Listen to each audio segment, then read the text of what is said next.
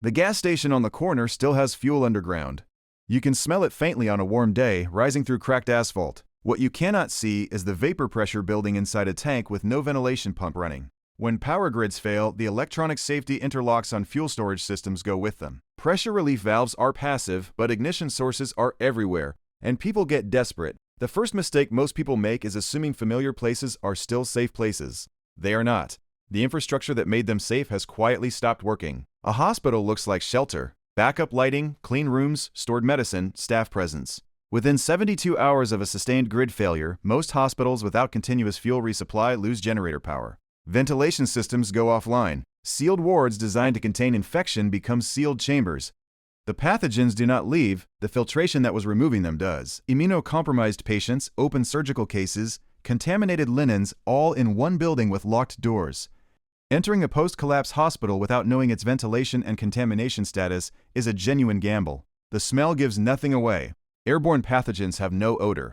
Grocery stores fail in a different way.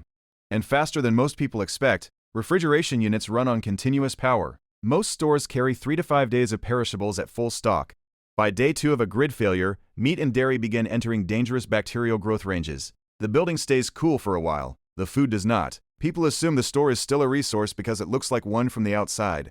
Inside, a slow spoilage process is underway that will not be visible until it is already a health problem. Water treatment plants are among the most overlooked collapse vulnerabilities in modern urban environments. They require continuous chemical dosing, pressure maintenance, and electronic control systems to keep water safe. Without power and without operational staff, residual chlorine in distribution pipes depletes within hours to days. Biofilm, bacterial colonies that coat the inside of pipes, begins recolonizing rapidly in standing unchlorinated water. The water from your tap may run clear for another 48 hours after treatment stops. Clear does not mean safe. It means the contamination has not reached visible concentration yet. Apartment buildings above 6 floors present a physics problem that most urban residents do not think about. Water pressure in high-rises is maintained by electric pumps, not gravity alone. When pumps stop, water retreats to lower floors within hours. Sanitation in upper units fails. Waste has nowhere to go. It does not stay still. The building becomes stratified. Lower floors retain basic function while upper floors become uninhabitable far sooner. Underground parking structures look like shelter from the elements. They are also oxygen-depleted spaces in certain failure modes. Vehicle exhaust in an enclosed space without active ventilation is a recognized carbon monoxide hazard. Generators brought in for power, vehicles idling for heat, cooking fires in enclosed spaces. All produce the same gas. Carbon monoxide has no color and no smell. The symptoms, dizziness, confusion, headache, mimic exhaustion and cold. In a stressed, sleep-deprived person, those symptoms are easy to dismiss as fatigue. They are not fatigue. The confusion itself impairs the judgment needed to recognize the danger. Shopping malls present a structural issue that becomes dangerous when crowd dynamics change. In normal operation, crowd flow is managed by staff, signage, and working exits. In a crisis scenario with large numbers of people seeking shelter, entry and exit points become choke points. Stampede dynamics are not driven by panic alone. They emerge from density thresholds where individual control of movement is lost. The physics is straightforward. Above approximately 7 people per square meter, a person cannot choose their own direction. Crowd force in dense flow has been measured above 4,500 newtons per linear meter of crowd front. That is enough to bend steel barriers and collapse masonry walls without anyone in the crowd intending violence. The danger is not malicious, it is mechanical. It happens when too many people move into too little space. Schools feel safe because they are associated with care, order, and institutional reliability. That association is psychological, not structural. Most schools were not built for extended human habitation. Ventilation in school buildings is designed for daytime occupancy with regular maintenance cycles. Closed for weeks without climate control. The humidity inside rises. Mold colonizes wall cavities within days. Black mold is not an immediate killer, but sustained exposure in an enclosed sleeping space causes progressive respiratory damage. Children and elderly individuals show symptoms first: coughing, eye irritation, fatigue, which again mimic other stress responses. The building looks solid. The air quality problem is invisible until it has already taken hold. Pharmacies are among the most dangerous locations in a collapse scenario for reasons that compound quickly. The obvious reason is competition for medication. The less obvious reason is medication storage failure.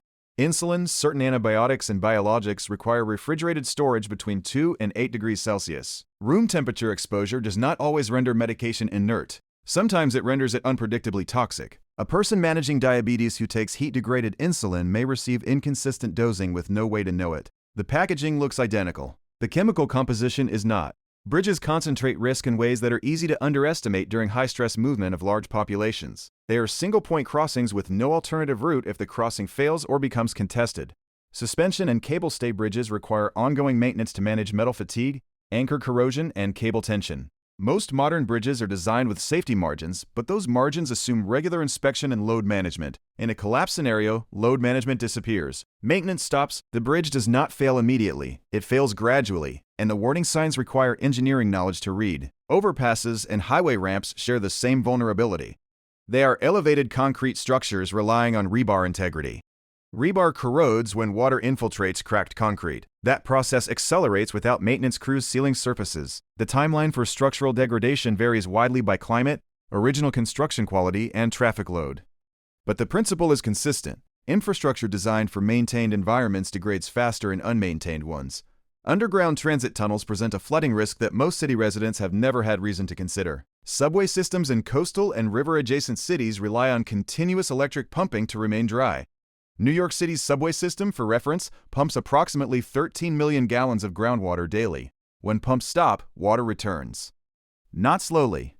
Tunnels in low-lying areas can fill within hours. A person sheltering in a subway tunnel during heavy rainfall with no pump operation has very little warning time. The sound of rushing water in an enclosed concrete space echoes and distorts. Direction becomes difficult to judge. Rooftops are sought as high ground during flooding, which is often the correct instinct in the short term.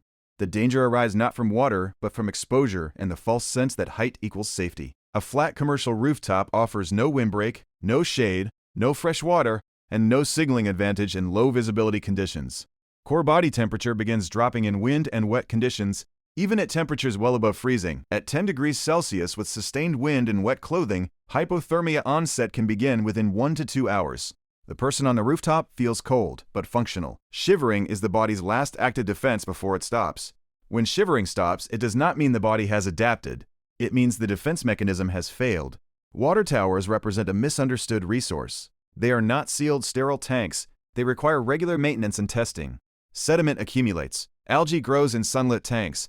Animal entry through damaged covers is more common than people assume. The water may look clear when drawn. Clarity is not a reliable indicator of biological contamination. Stadiums and large event venues seem like logical community shelter points due to their size and open floor plans. The problem is sanitation math. A standard NFL stadium holds 70,000 people with roughly 1,400 toilet fixtures. In normal operation, those fixtures connect to active municipal sewage with water pressure and treatment downstream. Without water pressure, toilets do not flush. Without treatment downstream, waste accumulates in pipes and begins backing up. Within 48 to 72 hours, sanitation failure in a large congregate shelter becomes a serious disease transmission risk. Cholera, typhoid, and dysentery are not medieval diseases.